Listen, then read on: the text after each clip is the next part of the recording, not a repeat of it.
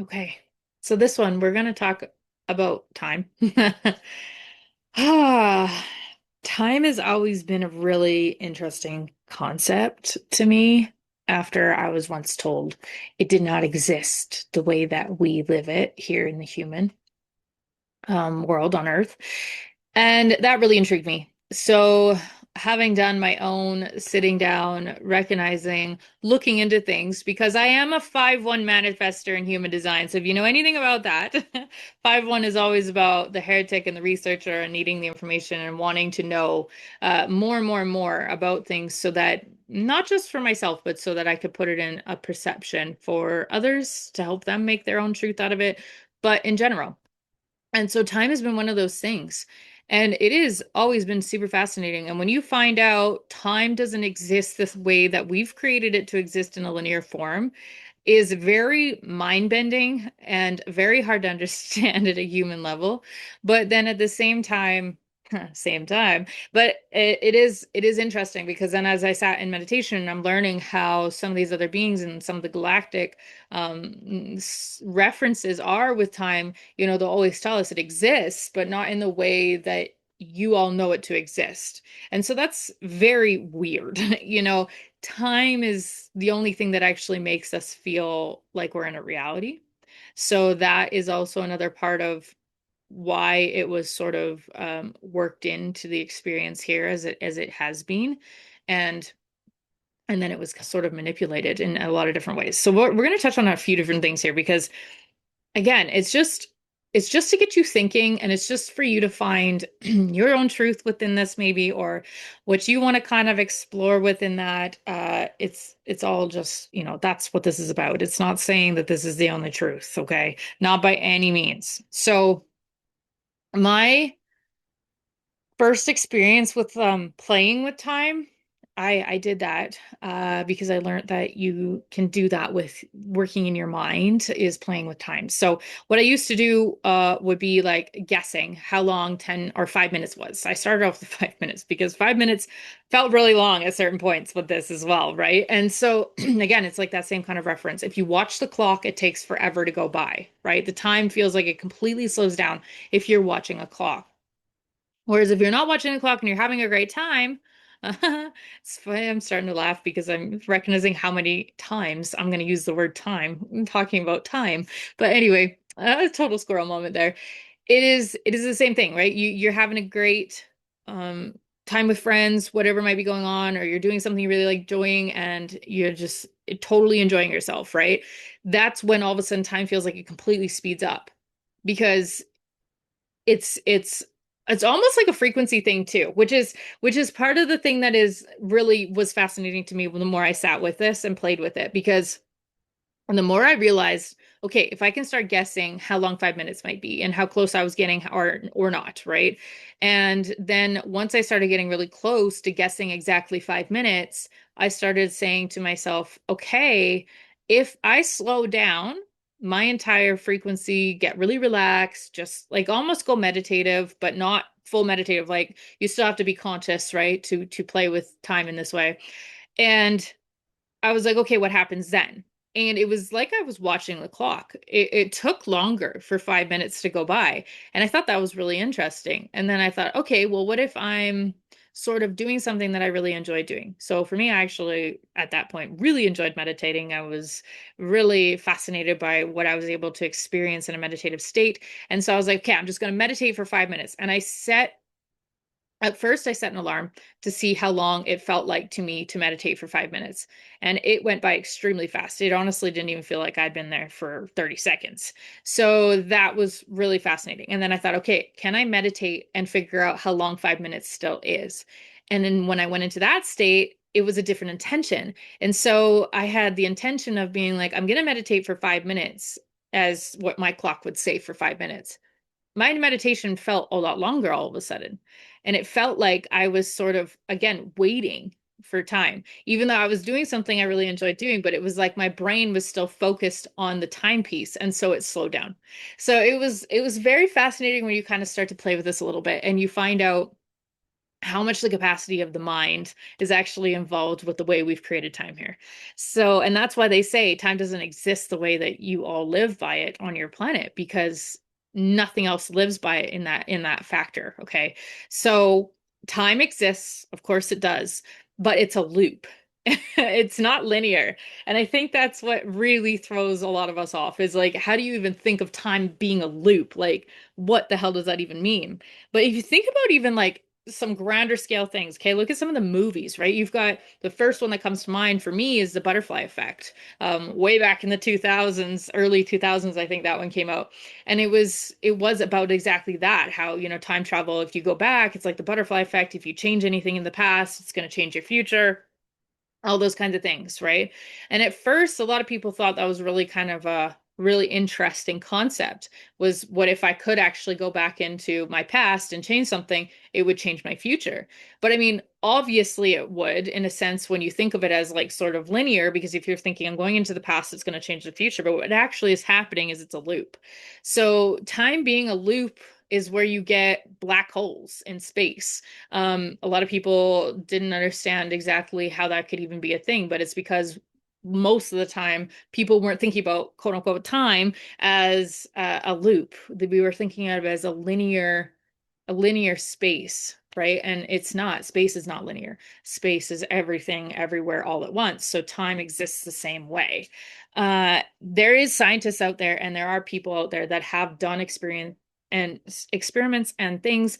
And I mean, they're going to call them myths or stories because there's definitely one that comes to mind. I cannot think of his name right now. I'm so not very good with names very often, but this fella literally proved that he could go back to any point on a timeline and go visit it. And because time didn't exist. He didn't call it time travel because for him, he was traveling across space and distance, not time, because he understood time was just a loop and it exists everywhere. So, depending on the experience he was going to, let's say we would reference it as like 1920, he could go to that point in space and it would represent as that point in time on our timeline.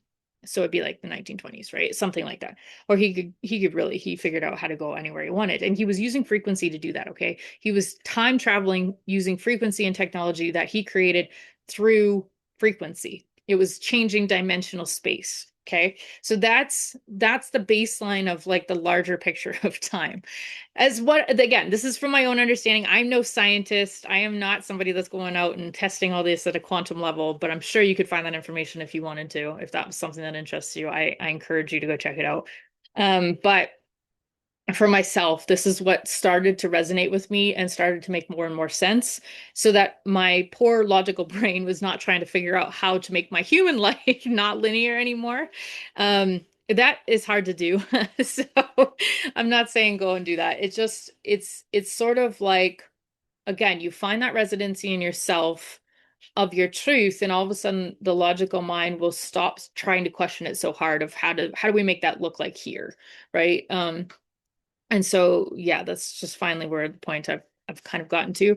But I feel like me understanding that to the degree I have now has helped me to, I guess, not live by such a linear form of time anymore. It's like the present moment made more sense. And because it is the only thing that exists, is like where we are in this point in space right now equals time. So it was helpful because I didn't feel like I was running out of time anymore. I didn't feel like I was getting too old. I didn't feel like I was sort of rushing any longer because I recognized there was a reason why I always felt off with the rushing of time.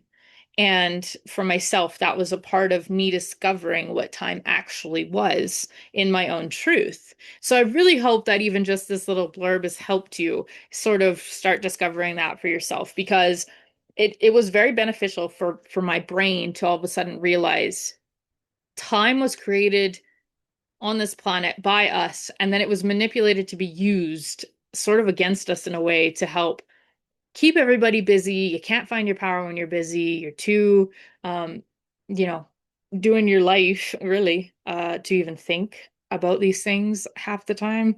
So it became this rushing, manipulative, fearful thing on our planet that kept everybody sort of trapped in a box. And it still does. I mean, I can't say a lot of the experiences I have now, I wouldn't say I'm basing off of time, but there has been other people around, right, that are still very much don't understand it, and that's fine. But I do find it sort of will bleed into even my own thought process, or depending on what it is. But it will sometimes, and then it's like, oh, I'm getting a little bit more of this stress and this frequency, and I'm sort of getting sucked back into the rushing or the fact where I feel like I'm running out of time.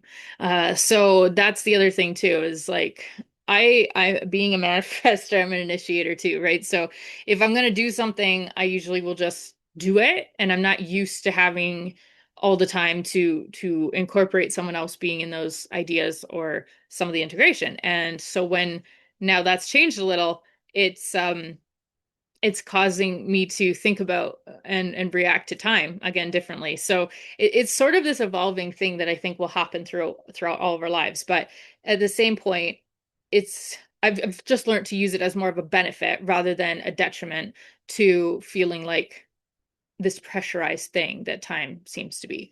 So that is my short form. Well, not so short, I guess, but my information on my own understanding, my own learnings, what I've come to realize about it. Now, I'm going to do this one a little bit different. It's just not me can just be blabbing away this entire time. I'm actually going to bring through Zahara. So the collective that I normally channel, I've channeled them here a few times with another friend where she was asking some questions and stuff. So this will be the first time I'm actually just going to channel them. And I'm going to let them come through with some of the perspective of what they have on the understanding of time compared to how they use it and how we use it and what some of those differences actually are. And yes, some of it is just truly the ascension of consciousness and the understanding of self, but um, they always tend to bring some really interesting perspective. So I'm going to let them come through in a minute. But I did also have a couple cards come out, which I thought was really funny because I didn't think cards were going to come out for such a topic. But the first one was Earth School, Life Lessons, Soul Growth, Study, and Higher Learning.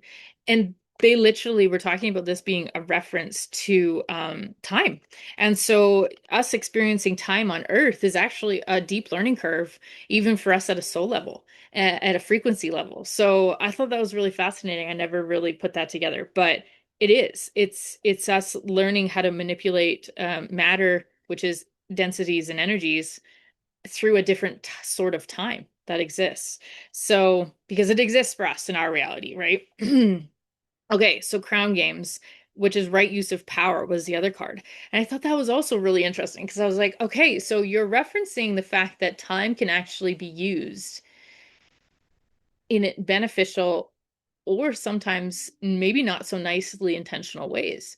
But that also makes sense when I had just told you about the man who learned how to use the technology and frequency and his own understanding of his mind to be able to travel through space, which is space time, and go and have these experiences, which I also thought was fascinating though, because coming back quickly to that butterfly effect thing, I can't say for sure how much he may have changed his own experience of reality when he goes and, he was going and traveling and going to all these places and seeing and experiencing these things.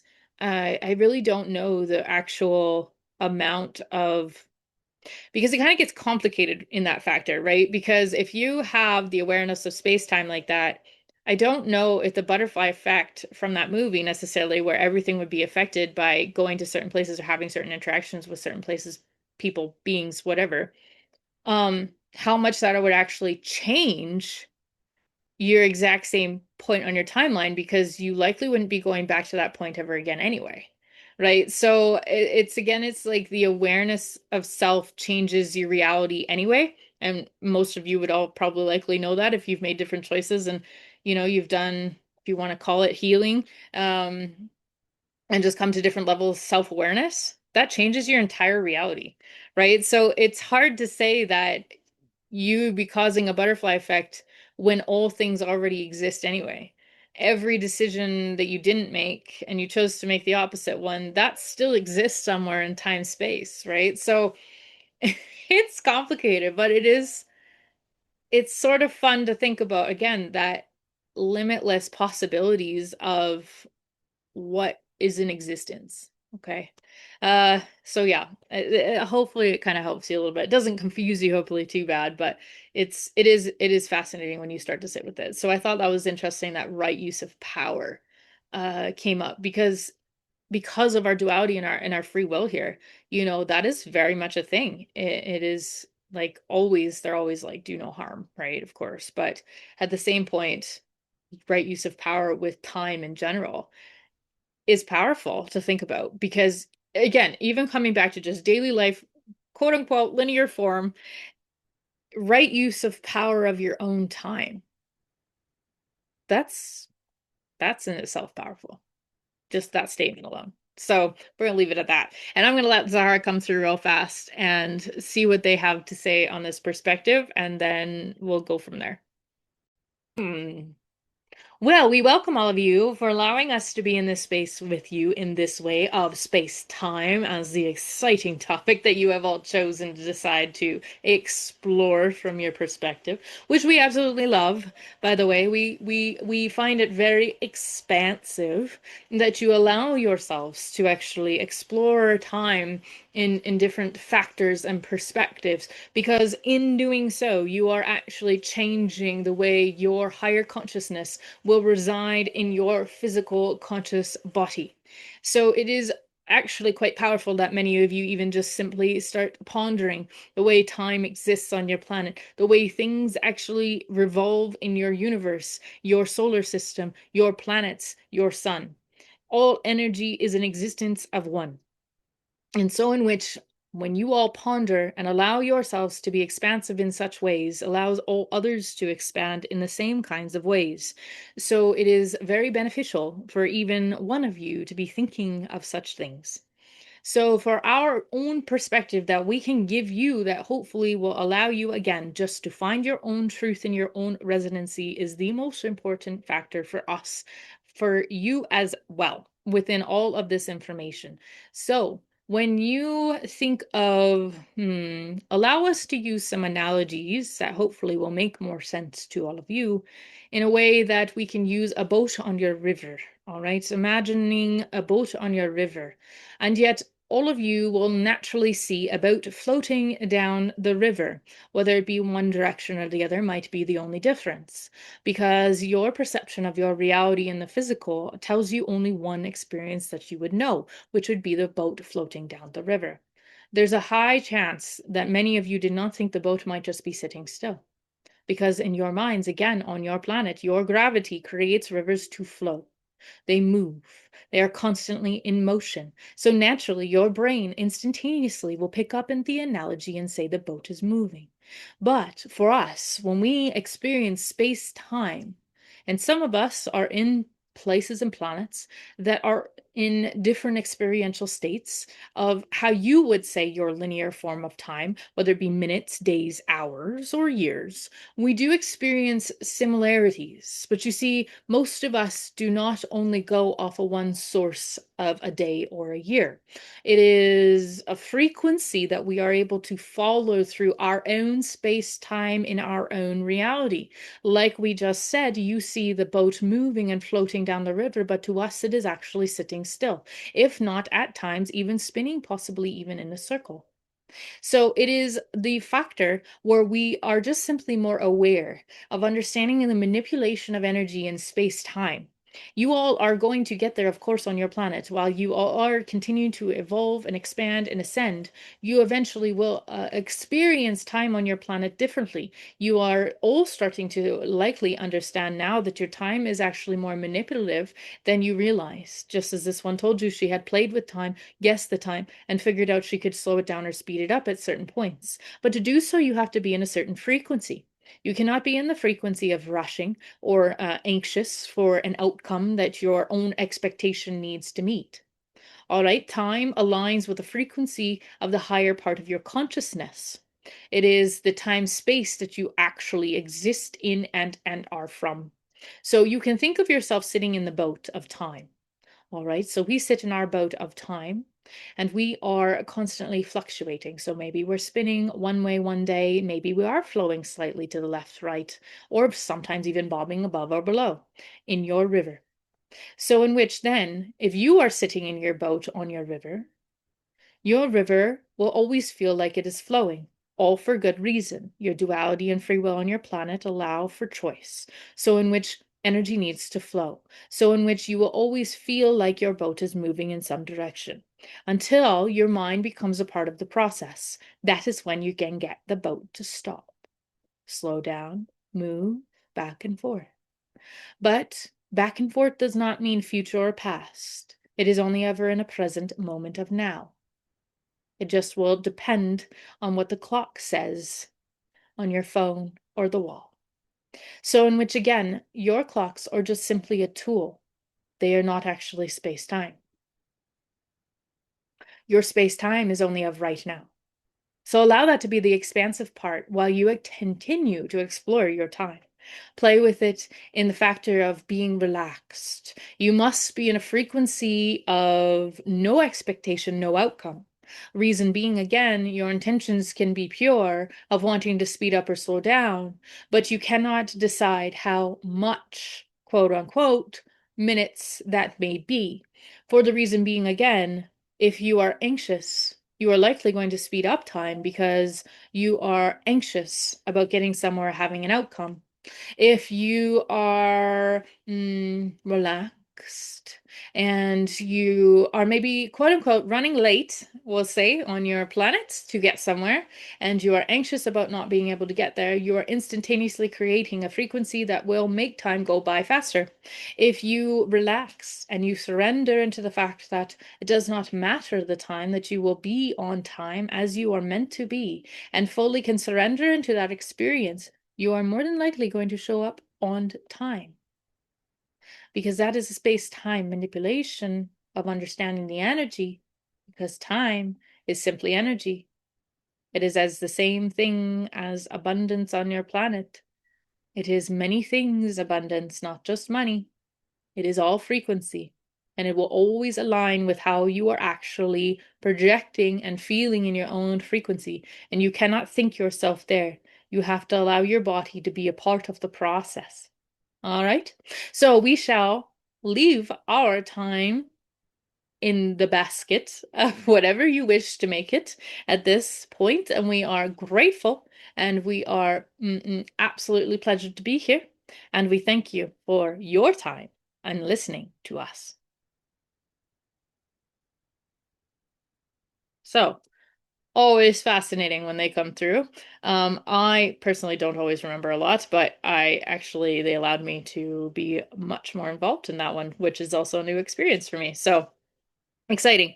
So you can see too, very quickly, how different they are able to perceive things. Again, yes, maybe that is a bit because of, where they're from, and their consciousness and their state of being is in a very different vibrational state. But at the same point, it doesn't mean that we're not of the same, because we're going to get there too. We're on our way back to remembering these things as well, and bringing back different technologies and things. So it will be a very different experience in 20 years. The kids that are going to grow up in this next generation are going to have a very different experience than most of us probably ever had, right? But at the same point, that's what it's supposed to be. So experience time, go play around with it, go see what you make of it for yourself, go find your truth in that. But I really encourage you to make it the beneficial aspect of it, not just what it's always been for most of us, which is pressure and a way to, control, I guess, and use fear. So find your truth within that, use it as a beneficial piece, and I'll see you in the next episode.